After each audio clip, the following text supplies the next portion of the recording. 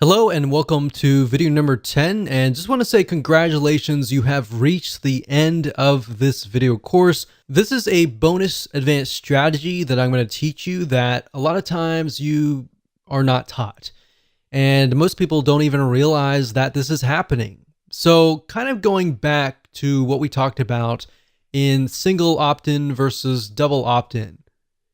If you create a double opt-in list, you still need to do a little bit of cleaning, but not as much is compared to that of a single opt-in list where you could be getting a bunch of fake emails.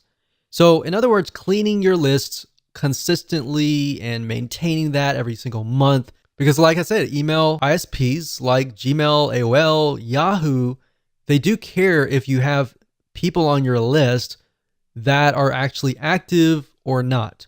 If they're not, that can be an issue. So if you have a list of 1,000 people, and out of that list of 1,000 people, you have 100 people on there that are fake, that will actually hurt your email deliverability. So even if you have 900 people on there that are not fake, because the ESP or email service provider sees you as a spammer, they may not allow those 900 emails to even get to your legitimate subscribers, if that makes sense. So how do you go about doing that by using GetResponse? So what I'm going to do now is let's hop on over to getresponse.com, and I'm going to show you step by step how to clean your list. Okay, so there are two different ways to do list hygiene. And one of the ways is by simply going to getresponse.com, logging into your account, going under contacts, and then of course you will see list hygiene. If you go here, you'll see delete contacts or blacklist. If you click on blacklist, this will allow you to enter email addresses of people that you want to blacklist across your whole account.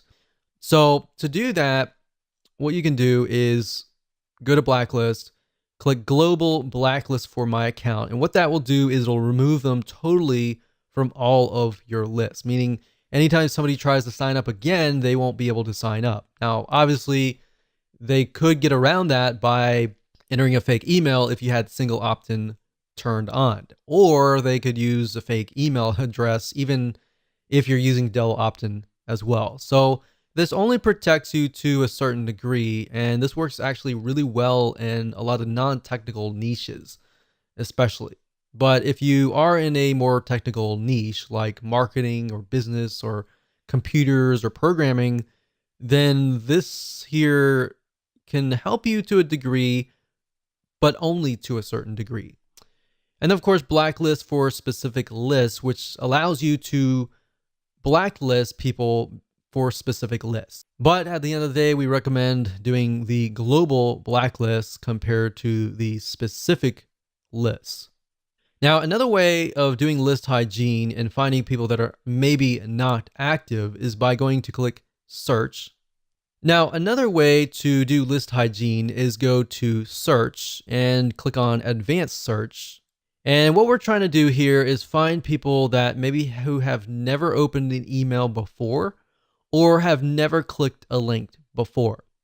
Now, one thing to note here is that unless your emails are HTML emails or template-based emails, you're not going to be able to track whether or not they opened the email. So keep that in mind. Another thing is sometimes some devices won't actually load. If for example, Gmail, if you send an email to a Gmail account, a lot of times if you'll notice it says that the user has to click a link to allow Gmail to load an image. And if they don't click that and they open the email, then that's also hard to detect. So that just keep in mind that unless you have HTML email set up, that's one hard indication to go by.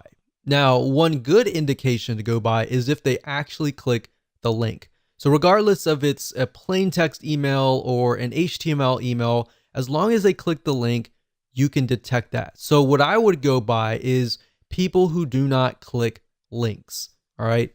What you can do here is you can do all selected lists, any autoresponder setting.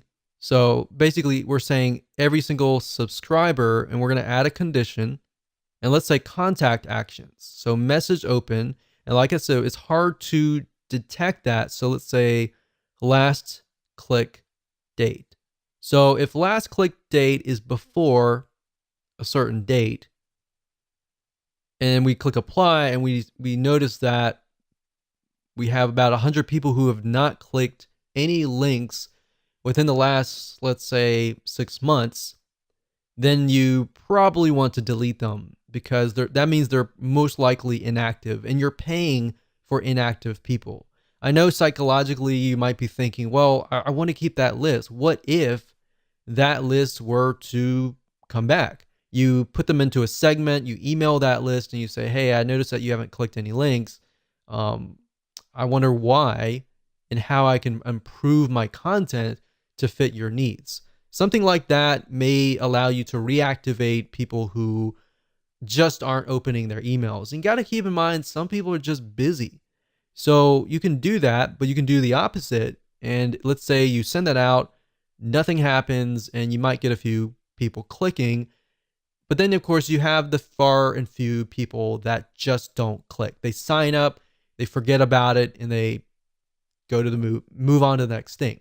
So for those people, you can say contact actions last click date is before, let's say, 6 months out. So we click apply. And then now what we do is we see there's a certain amount of contacts down here that will be able to see how many people are not clicking the links. So now what we can do is we can save this.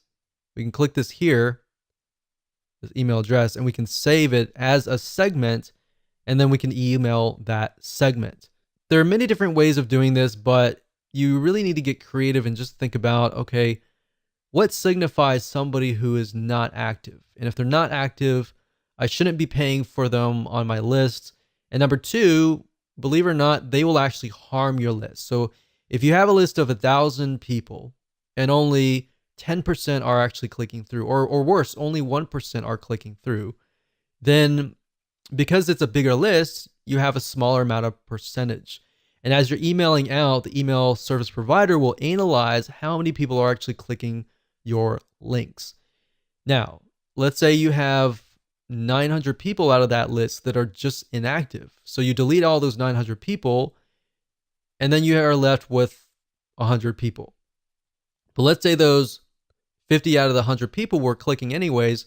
Now you've narrowed it down from a very small percentage down to 50% open rate and 50% click-through rate. So maybe a higher open rate, a larger 50% click-through rate. And that is why you need to clean your list.